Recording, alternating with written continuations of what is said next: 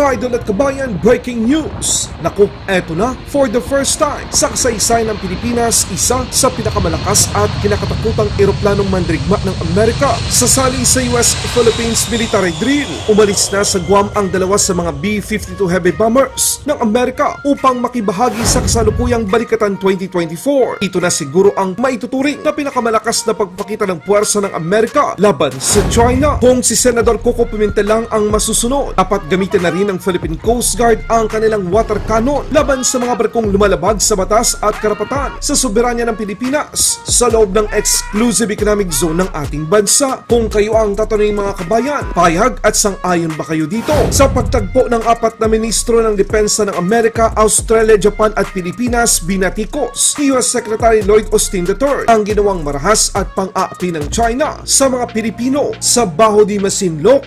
You know, we've been very clear to everyone, to include Beijing. Our commitment to the treaty is ironclad, and we stand with the Philippines. We also want to pursue coordinated security assistance to the Philippines. That will boost interoperability and help the Philippines achieve its defense modernization goals. Naku po, hindi lamang isa, dalawa o tatlong air defense system ng Amerika ang nasa Pilipinas. Ipinakita ng Philippine Air Force na kasama ng Philippine Spider Air Defense System na gawa sa Israel ang apat sa mga US Army Avengers Air Defense System. Amerika, ipinakita sa kanilang defense media website ang pag-alis ng B-52 heavy bombers sa Anderson Air Force Base sa Guam. Muli na namang naitala sa kasaysayan ng Pilipinas sa unang pagkakataon, not just one, kundi dalawang B-52 heavy bombers na kabilang sa Bomber Task Force ng Amerika ang makikilahok sa kasalukuyang Balikatan 2024. Ayon sa mga observer, ito ang tunay na show of force, isang pagpakita ng lakas ng Amerika sa mundo at sa mga bansang gustong guluhin ang mapayapang South China Sea at West Philippine Sea. Mula Guam lumipad ang mga eroplanong mandirigma na ito ng Amerika patungo sa himpapawid ng Pilipinas. Ang B-52 heavy bombers ay isa sa itinuturing na pinakamadelikadong uri ng military assets ng Amerika. Kaya nitong lumipad sa layo na 8,800 miles o 14,162 kilometers nang hindi nangangailangan ng refueling at magdala ng 70,000 pounds o mahigit 31 toneladang bomba at missiles. Hindi lang yan mga kabayan, 20 AGM-69 nuclear missiles ang kayang dalhin at ilunsa ng nasabing bombers ng Amerika. Kaya't isa ito sa maituturing na backbone ng US Air Force Bombers Fleet. Nasubukan na ba ang lakas ng B-52 bombers? Para lang sa inyong kalaman mga kabayan, taong 2015 binura ng US B-52 bombers ang training camp ng Taliban sa Afghanistan at noong taong 2018 naman, winasak muli ng US B-52 bomber ang isa pang training camp ng Taliban kung saan binagsak nito ang nasa 24 precision guided munition. Ito rin ang isa sa mga uri ng heavy bomber na ipinapadala sa Japan, South Korea, maging sa Europa para suportahan ang mga kalyado at partners ng Amerika. Sa ibang balita naman, hindi lamang 3 missile defense system ang ipinadala ng Amerika sa Pilipinas, kundi 4 sila nasa bansa na rin. Ang mga US Army Avenger Air Defense System, ipinakita ng Philippine Air Force na kasama ng mga Philippine Spider Air Defense System na mula sa Israel ang hindi bababa sa 4 na Avenger Air Defense System sa panahon ng Balikatan 2024. Ang pakikipagtulungan sa pagitan ng mga air defense at missile defense system ng Pilipinas at Amerika ay nagsisilbing palakasin ang seguridad at katatagan sa rehiyon. Ang mga Avenger Air Defense System ay kayang maglunsad ng 4 o hanggang 8 FIM-92 Stinger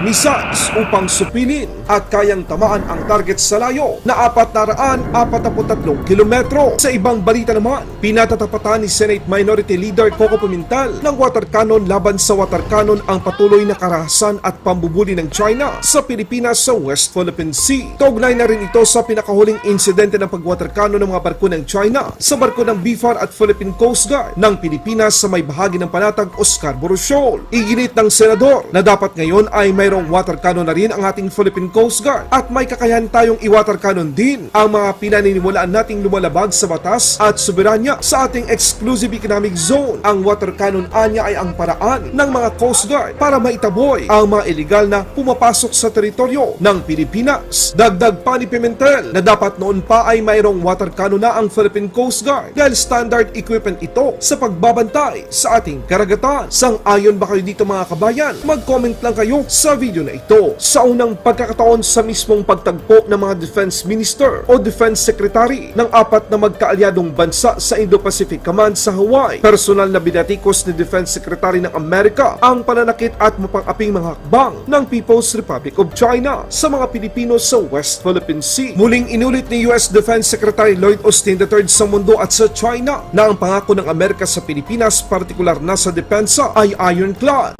I'm proud of all that the United States has achieved, each of your countries, gentlemen, since President Biden took office.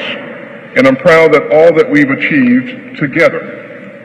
Just last month, our four militaries conducted a maritime cooperative activity in the Philippine Exclusive Economic Zone.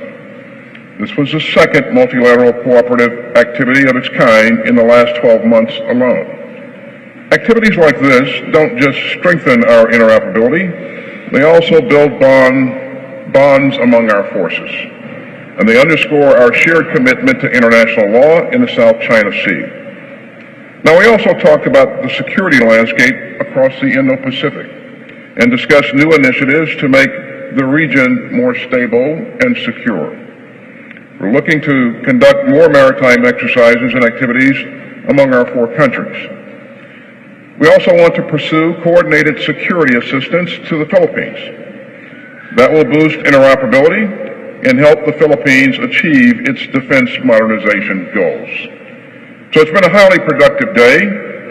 We've gathered here because we share a vision for peace, stability, and deterrence in the Indo-Pacific. We've chartered an ambitious course to advance that vision together. And that's why today's meetings were so important. The second question I think you asked was regarding our treaty with the Philippines. We've been very clear to everyone, to include Beijing, that the kind of behavior that we've seen where Filipino crews are put in danger, where sailors have been injured and property damage. That's irresponsible behavior, and it disregards international law. So, Phil, I won't get into any hypotheticals on what could happen and how it could happen. I would just say that you've heard me say, you've heard our president say a number of times that our commitment to the treaty is ironclad, and we stand with the Philippines. And finally, let me just say that, as all of us have said, we're doing historic work with the Philippines and helping them modernize their military. And it's exciting work, and we look forward to continuing to make progress. And today's discussions just highlighted the kinds of things that we need to focus on, that we are focusing on, types of exercises and operations we're going to do to ensure that we increase interoperability. So it's been a very, very fruitful day from that standpoint.